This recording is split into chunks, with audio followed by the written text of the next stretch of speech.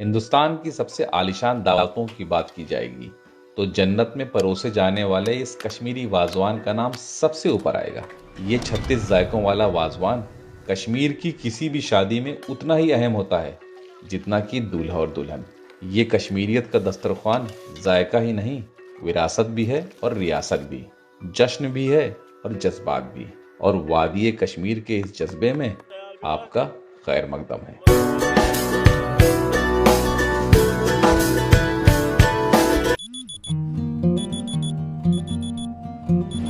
सुबह के 3 बजे मेरा पहला अलार्म बजा तो मैं दोबारा सो गया। थकान की वजह से मैं उठ ही नहीं पाया, लेकिन उधर वाजे ने सितारों की रोशनी मध्यम होने से पहले ही वाजवान की तैयारियां शुरू कर दी थी। एक दौर में सरजमीन कश्मीर रेशम राजमार्ग का चौराहा हुआ करता था और रेशम के सौदागर यहाँ कयाम करते थे। और इसी वजह से पर्शिया से लेकर के रशिया तक की तहजीबें आहिस्ता आहिस्ता इस वादी में जज्ब हो गईं।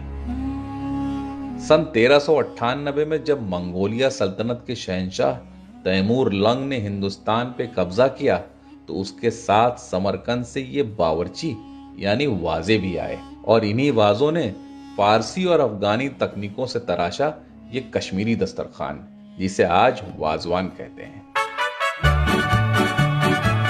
श्रीनगर अंधेरे का ये लिहाफ उठा के थोड़ा सा और सुर्ख हुई तो मेरा अलार्म दोबारा बजा। मैं उठ के सीधा वाजे के खेमे में भागता हुआ पहुंचा तो शामियाने में वलीने के वाजवान जोश में आ चुका था। और अगर आप सोच रहे हैं कि मैं कौन हूँ, वाजवान की सारी डिशेस कोशिश करूंगा, एक एक करके दिखाऊंगा। तो मैं हूँ गौस बजाज, इस कहानी का सूत्रधार। शामियाने में मेरी मुलाकात सबसे पहले वास्ता वाजा यानी हेड शेफ से हुई और बाकी दावतों की तरह आज का वलीमा भी इन्हीं की जिम्मेदारी पे है। और ये गुलजार वाजा के नाम से श्रीनगर में काफी मशहूर है।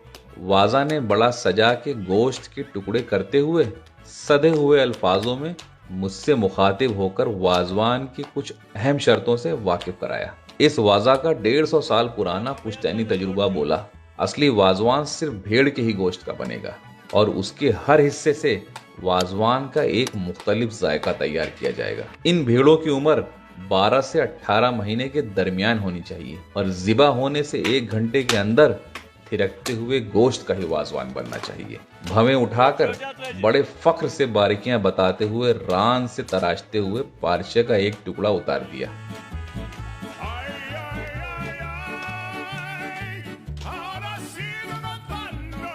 बगल में बैठे कतार में 3 कारीगरों की तरफ बढ़ा दिया। यहाँ रिश्ते और गुश्ताबे के लिए गोश्त कूटा जा रहा है। पत्थर पे इस लकड़ी के हल्के मगर दमदार हथौड़े से कूट कूट कर गोश्त के रेशे तोड़े जा रहे हैं।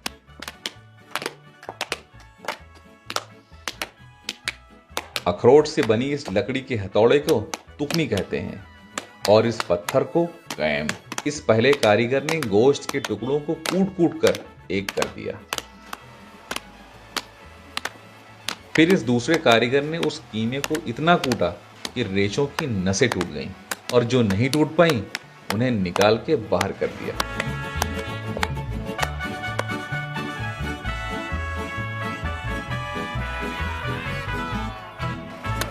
और तीसरे कारीगर ने इसमें नमक, बड़ी इलायची और जीरा मिलाकर तुकनी से इतना कूटा कि मसाला गोश्त में जज्ब हो जाए।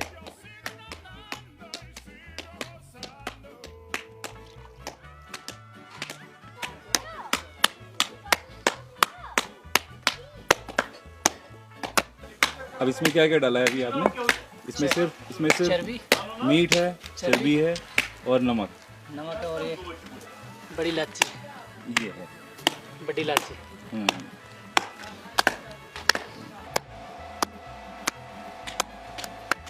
फिर इसमें मिलाई 20% भेड़ की चर्बी और दोबारा तुगनी से पत्थर पे इतना कूटा कि गोश्त का गुलाबीपन खत्म ही हो गया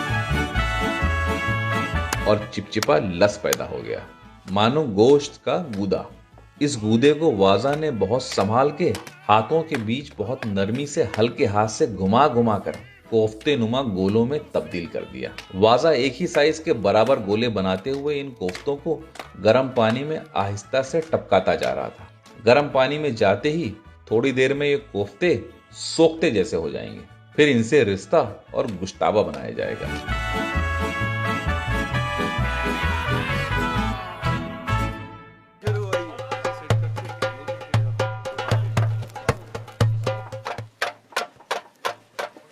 शामियाने में हलचल अब काफी बढ़ चुकी थी और वास्ता के असिस्टेंट वाजा ने शामियाने के दूसरे सिरे पे पेड़ नुमा लकड़ियां लाइन से सजाना शुरू कर दी, जिसे यहाँ ज़्यून कहते हैं, और वाजवान इन्हीं लकड़ियों पे बनता है। गुलजार वाजा की टीम के 25 कारीगर किसी ऑर्केस्ट्रा की तरह उनकी उंगलियों के इशारे से ही अगली धुन समझ जाते थे। इशारा मिलते ही कलाई वाली तांबे की बड़ी बड़ी डेगें इन दहकती हुई लकड़ियों पर चढ़ा दी गईं। पानी से आधी भर के गोश्त और नमक डाल के उबालने के लिए छोड़ दिया गया। उबालने के बाद इसी गोश्त का अर्क वाजवान के हर जायके को उसका शोरबा देगा। इसका सूप निकाला। अच्छा। कई सारे वाजे अपने अपने सेक्शंस को सब कुछ देखते रहते हैं और पूरी प्रिपरेशन एक लाइन से बनती है। फिर वाजा ने मुझे बड़े ही प्यार और खुलूस से वाजवान की हर एक डिश बनाते बनाते तकनीक और बारीकियों से वाकिफ कराना शुरू किया। सबसे पहले वाकिफ कराया उन 2 अहम इंग्रेडिएंट से जो वाजवान की रूह हैं। ये डेग में रखी एक जवा की लहसुन नुमा प्याज है, जिसे प्राण कहते हैं। Quite strong actually. बहुत बड़ा बाइट ले लिया है। It's sort of oniony only, but very mild hint of garlic. सबसे पहले इसको महीन छल्लों में कुतरकर देसी घी में सुनहरा और कुरकुरा होने तक तला गया और न्यामी में एक हिस्सा पीस के उसका पेस्ट बना लिया गया। तो इसको बोलते हैं न्यामी। और इसको क्या बोलते हैं? इसको बोलते हैं हमारी छोटा। कोई भी बहुत ही जबरदस्त जो फाइन ब्लेड का ग्राइंडर होगा ना, वो भी इतना फाइन पेस्ट नहीं बना पाएगा।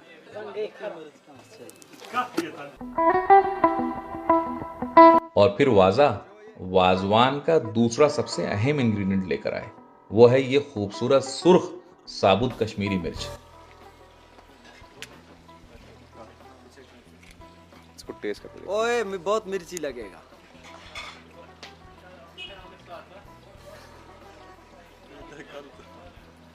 स्वीट चिली के कॉम्बिनेशन में हल्की सी, जैसे कहते हैं ना, मिर्च में हल्की सी एक मिठास होती है, वो हल्की सी इसमें से, और इसमें हल्का सा टाइनी खट्टापन है, बहुत थोड़ा सा। इस कश्मीरी मिर्च को पानी में भिगो के मुलायम किया जाता है और फिर बारीक होने तक पीस लिया जाता है। फिर मिर्च के इस गूदे को पानी के सहारे छान के कश्मीरी मिर्च का ये लाल सुर्ख अर्क निकाल लिया गया। वाजा ने बताया कि वाजवान को वाजवान बनाने में इन दोनों इंग्रेडिएंट्स का सबसे अहम किरदार है। वाजे ने यह भी बताया कि आज के वलीमे के वाजवान में 25 जायके परोसे जाएंगे।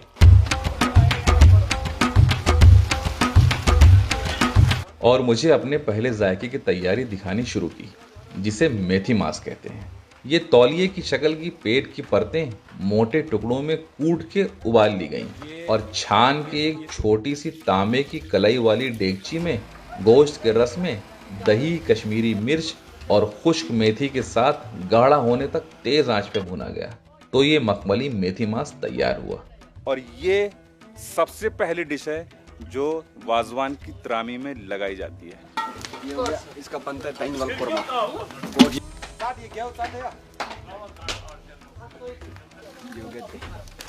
फिर तैयारी की धानीवाल कोरमा की। ये जायका सिर्फ रान के गोश्त से घी में बनता है। लकड़ी के चम्मच से गोश्त भूनने के बाद जब घी ऊपर आया तो दही, हल्दी और धनिया पाउडर डाल के तैयार होने तक वाजे ने देर तक भूना। तैयार होने पर यह सब्ज धनिया के साथ त्रामी में परोसा जाएगा।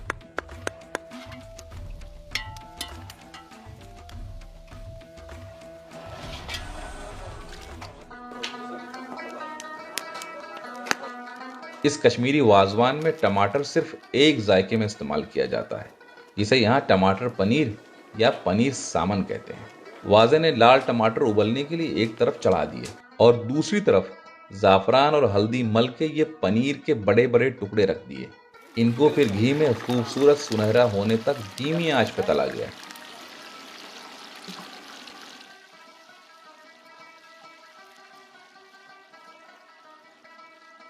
उसके बाद टमाटर को पीस के उसका गाढ़ा अर्क छान के टमाटर का गाढ़ा शोरबा मसालों में भून के तैयार किया गया और पनीर डाल के तेज आंच पे बगैर चम्मच लगाए भून के आंच से उतार लिया। फिर मुकम्मल टमाटर का शोरबा लगा के वास्ता वाजा ने टमाटर पनीर भी तैयार कर दिया।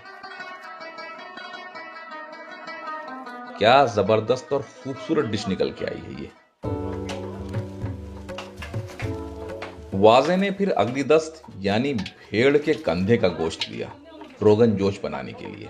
रोगन यानी चर्बी और जोश माने तेज आंच पे जोश आने तक पकाना। वाजे ने ठीक वैसा ही किया। दही, कश्मीरी मिर्च का अर्क, मवाल के फूल का अर्क और प्राण के पेस्ट में रोगन जोश की चारों डेगें एक साथ जोश देते हुए भूनना शुरू कर दी। बहुत खूबसूरत बना था, वेरी गुड। तैयार होने पे क्या खूबसूरत जरदई रंग आया है इसमें। क्या बोलते हैं? ये क्या भाग गया? ओ भाई ये सलामे वाजवान रोगन जोश को इसको बोलते हैं। बोलता है रोगन जोश। हाँ, रोगन जोश को क्या बोला गया? सलामे वाजवान बोलते हैं। हाँ, क्यों? क्योंकि सबसे मशहूर डिश है। इसको बना है ना वो पिक्चर जो बनाया उसमें लगा है ना ये गाना सलामे अच्छा वाजवान। अच्छा अच्छा। डिश ओरिजिनली कश्मीर की है और वाजवान की सबसे ज़बरदस्त और सबसे खूबसूरत डिशेस में एक है। कहीं भी आपने अगर कश्मीर के अलावा कहीं भी रोगन जोश खाया है तो अभी आपने रोगन जोश नहीं खाया है। Mark my words, rogan josh अभी आपने नहीं खाया है।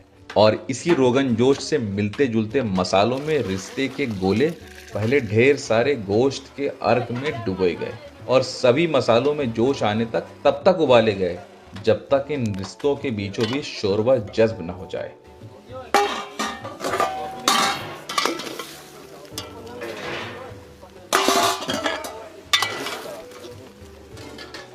मेथमाज और रिश्ता दो वाजवान में मेरी सबसे फेवरेट डिश है और खैर एक एक डिश स्टैंड आउट करती है।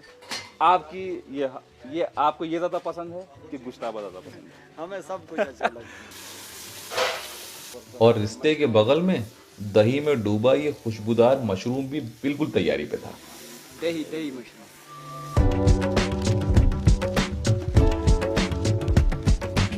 इतने में दूल्हा और दूल्हे के बड़े भाई शामियाने में तैयारियों का जायजा लेते। Is the groom Mubarak. Thank you very much.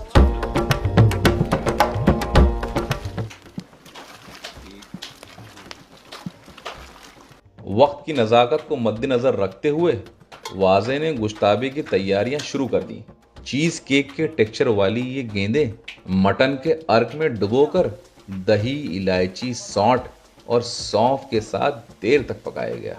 फिर ऊपर से बारिश की पुदीने की खुश्क बुरादे की और एक बार और उबाल आने तक ये यखनी का शोरबा पकाया गया। जब त्रामी में वाजा गुश्ताबा परोसता है तो ये वाजवान का परोसा जाने वाला सबसे आखिरी जायका होता है, यानी कि फुल स्टॉप। वास्ता वाजा आंच को दहकाते हुए हर जायके और खुशबू पे बारीक निगरानी का पहरा देते हुए अपने असिस्टेंट वाजा से अब मिर्ची कोरमे की तरफ तवज्जो देने के लिए कहा, जिसे वाजवान में मर्स वांगन कोरमा कहा जाता है। ये 20 केजी लाएंगे। हाँ, कितना? 20 किलो। हाँ ठीक। 15 केजी ये कुरमे ही में जाएगा। सबसे ज्यादा यूज कुरमे में होता है। खालिस कश्मीरी मिर्च और दही में भेड़ की दुम और पीठ का गोश्त भूनते हुए रस को गाढ़ा होने के लिए धीमी आंच पे छोड़ दिया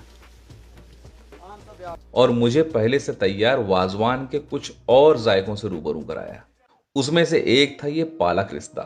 ये है पालक पालक के साथ में क्या है ये? रिश्ता, पालक रिश्ता इसको बोलते हैं। पालक रिश्ता इसको बोलते जी हैं? हाँ, इसके साथ डाला ओहो। जाता है। अभी तक मैंने ये ट्राई नहीं किया जी, क्योंकि जम गया है इसके अंदर ये। और दूसरा था आलू बुखारा गोश्त। खुबानी और आलू बुखारा एक ही चीज है क्या? अलग अलग ये होगा। निकालो सर, खाओ। इसमें ये खटमिठा खुश्क आलू बुखारा गोश्त के साथ कश्मीरी मिर्च में पकाया जाता है। ये वाकई में बहुत ही मुख्तलिफ और नायाब जायका होगा।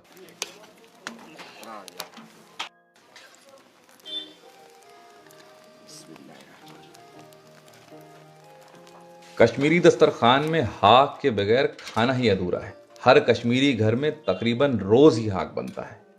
वो हो गया सूप। हाँ, ये हो गया सब्जी। ये हाक हाक कश्मीरी हाक। तो वाजवान में इसकी जगह होनी ही थी। वाजे ने पानी में हल्दी और इलायची के साथ सब्ज हाक के साबुत पत्ते इन डेगचियों में डालकर देर तक भूना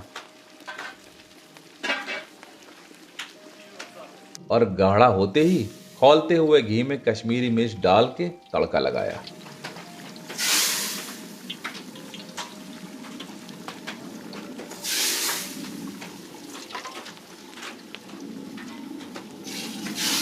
प्राण डाल, कश्मीरी प्राण, फ्राइड प्राण। तो आप कब डालोगे जी? हमें तो आप कब डालोगे? और एक आखिरी बार तेज आंच का उबाल दिया।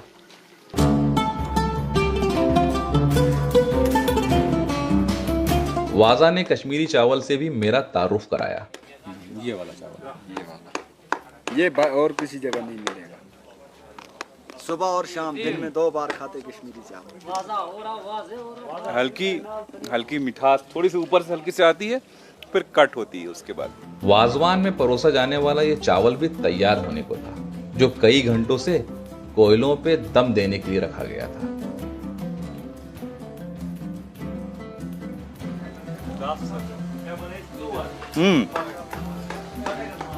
एकदम टेस्ट होगा इसमें।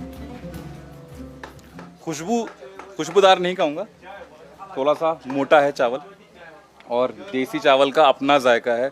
और वाजवान में जो ये मोटे चावल का इस्तेमाल होता है, आई थिंक वही सही जायका देगा वाजवान को। अगर खुशबूदार चावल डाल देंगे तो मेरे ख्याल से वाजवान का अपना टेस्ट उसमें डिस्टर्ब होने लग जाएगा।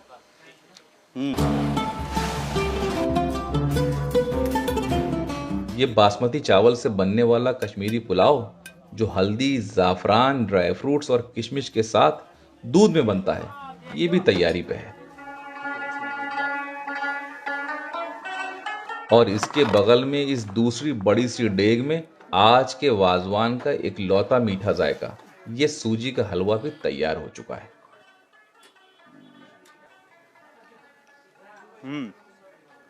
बहुत हल्की मिठास है और जो इसके दाने हैं वो फौरन मुंह में फौरन घुल जा रहे हैं। वाजा जोर से बोला, विरका ले आओ, तबकमाज बनाना है। मैं सोचने लगा, अब ये क्या बला है। इतने में ये ठंड से जमे हुए घी के डब्बों को कोयलों पे सीधा रख दिया गया। दरअसल विरका यहाँ का लोकल घी का ब्रांड है। सारा घी एक छोटी डेग में पलट के उबाल लिया गया। ये हल्के मसाले में उबले हुए जाफरानी रंग की भेड़ के सीने के बड़े बड़े टुकड़ों को सजा के घी में तलना शुरू किया।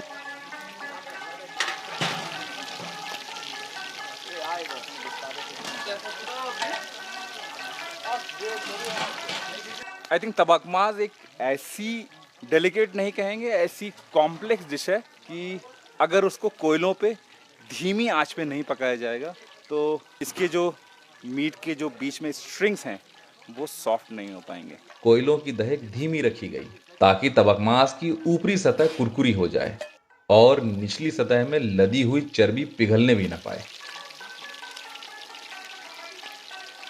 और ये कारीगर भी बहुत सलीके से इन तबकमाज के नमकीन टुकड़ों को बड़ी तवज्जो से घी में नहलाते हुए सेक रहा था और एक एक करके डेगची में परत दर परत लगाता जा रहा था, क्योंकि जब त्रामी सजनी शुरू होगी तो इस तबकमाज की ऊपरी सतह एक बार और कुरकुरी करके गर्मा गर्म परोसी जाएगी।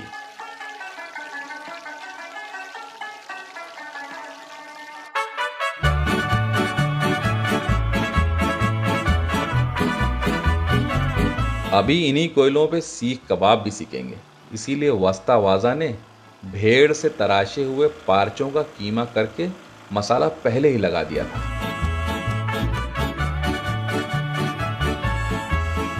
मैंने सोचा एक बार बाकी तैयारियों पे भी नजर दे दूं, क्योंकि मेहमानों की आमद का सिलसिला अब शुरू हो चुका था। वलीमे की दावत का शामियाना कश्मीरी कालीन और सुनहरे पर्दों से सज के मेहमानों के इस्तकबाल के लिए तैयार था।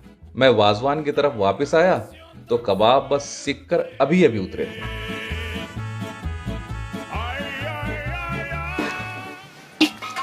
अब ये लगाया आप गोश्त हैं? अब लगे आप।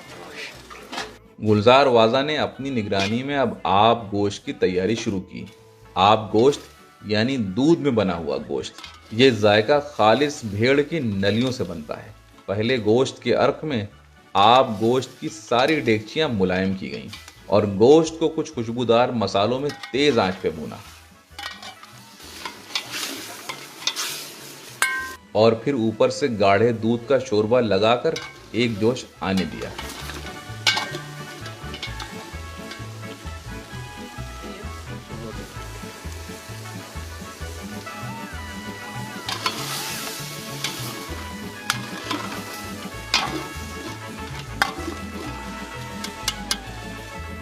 और आंच से उतार कर गोश्त को धुलते हुए सारा शोरबा एक डेगची में इकट्ठा कर लिया। बाजों ने तैयारी से पहले इसे एक आखिरी बार चखा, क्योंकि ये वाजवान में कश्मीरियों का सबसे पसंदीदा जायका है। 2 बज चुके हैं और आप गोश्त में दूध लगने का मतलब त्रामी परोसने की तैयारियां कुछ देर में शुरू हो जाएंगी।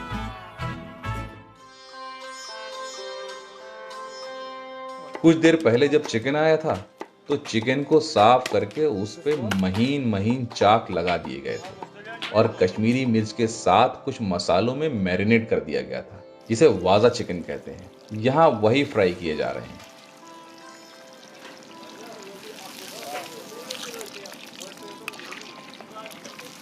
क्योंकि तरामी में सबसे पहले ये वाजा चिकन, सीख कबाब और तबकमाज मेथी मांस के साथ परोसा जाएगा। मेरी दावत कहीं छूट ना जाए, इसलिए सबसे पहले मैं तैयार होकर के आता हूँ। आपके साथ इस वलीमे के वाजवान का जायका भी तो चखना है, लेकिन इसका लुत्फ लेंगे अगले एपिसोड में। भूल मत जाना, क्योंकि ये दावत अभी अधूरी है।